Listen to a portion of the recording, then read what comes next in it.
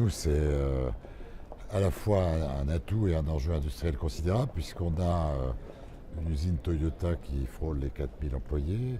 On a une usine PSA qui est à 2200 maintenant, qui a perdu un peu. On a une usine de boîtes de vitesse à 2700 employés et tous les sous-traitants qui sont derrière. Donc ça représente probablement au bas mot 10 000 emplois directs industriels. Donc 10 000 emplois industriels égale 25 000 emplois en tout. Moi je préfère la monoculture que la friche. Donc en l'occurrence, on n'est pas dans la monoculture de l'automobile, mais ça représente effectivement l'acteur le plus essentiel.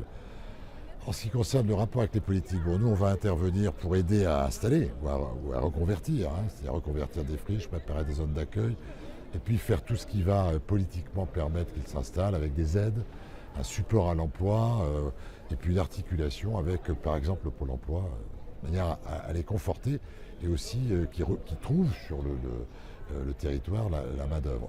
Deuxièmement, quand il y a des difficultés ou des crises, on défend notre outil de travail, on essaye de faire tout ce qui va aider l'industriel à rester, à arbitrer par exemple, s'il doit faire des arbitrages. On a vu que Peugeot a fait des arbitrages, il ne les a pas fait chez nous.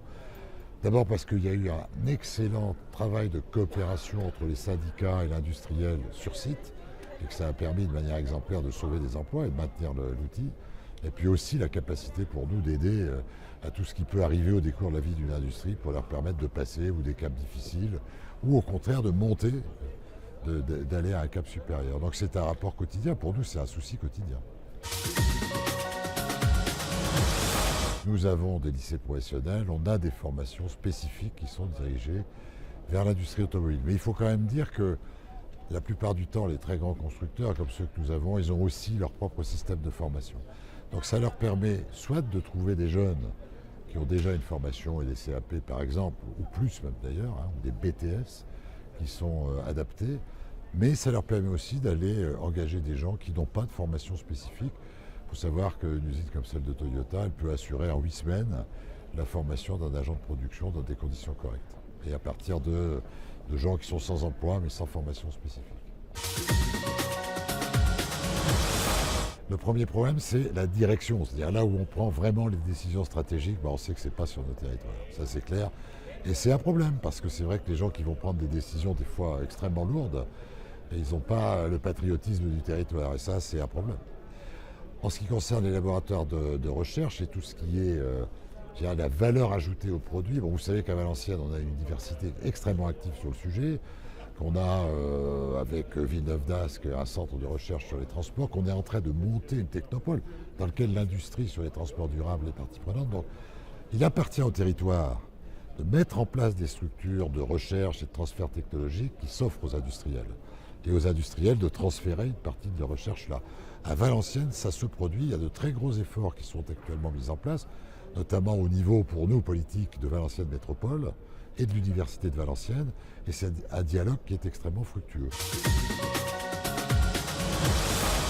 Et puis il faut rajouter une chose, c'est que plus le territoire est riche, plus il y a d'industriels, plus ils ont de sous-traitants, plus le tissu logistique, tout le tissu de sous-traitance, tout le tissu de capacité d'être livré en temps réel, etc., va être fort. C'est-à-dire qu'un industriel, s'il est tout seul dans un territoire, qu'il n'a pas ses sous-traitants, qu'il n'a pas même ses concurrents, qu'il n'a pas une logistique adaptée, quand il va faire des arbitrages, il va effectivement penser que là, cet endroit-là, il peut être sacrifié. En fait, plus vous êtes fort, plus il y a d'industrie, plus il y a de sous-traitants, plus il y a de recherche, évidemment, moins vous serez arbitré de manière défavorable. Donc c'est ce qu'on voit d'ailleurs. Les plus forts se renforcent et les plus faibles, effectivement, ils s'effondrent. L'inscription des acteurs industriels, des grands acteurs comme ceux-là, elle est facteur de leur volonté à le faire, bien entendu, mais elle est aussi facteur de la manière dont le territoire va les interpeller. Ça veut dire que chez nous, les structures culturelles, par exemple, ou les structures sportives, elles vont entamer un dialogue avec les grands industriels et ce dialogue, en général, est couronné de succès. Il y a toujours une capacité pour les grands acteurs industriels d'être présents. Les acteurs du ferroviaire sont présents sur le festival de cinéma, Toyota au football, Peugeot est présent au niveau du théâtre, par exemple. Donc vous voyez, il se passe vraiment beaucoup de choses. Oui, ça c'est très clair. Il y a un dialogue.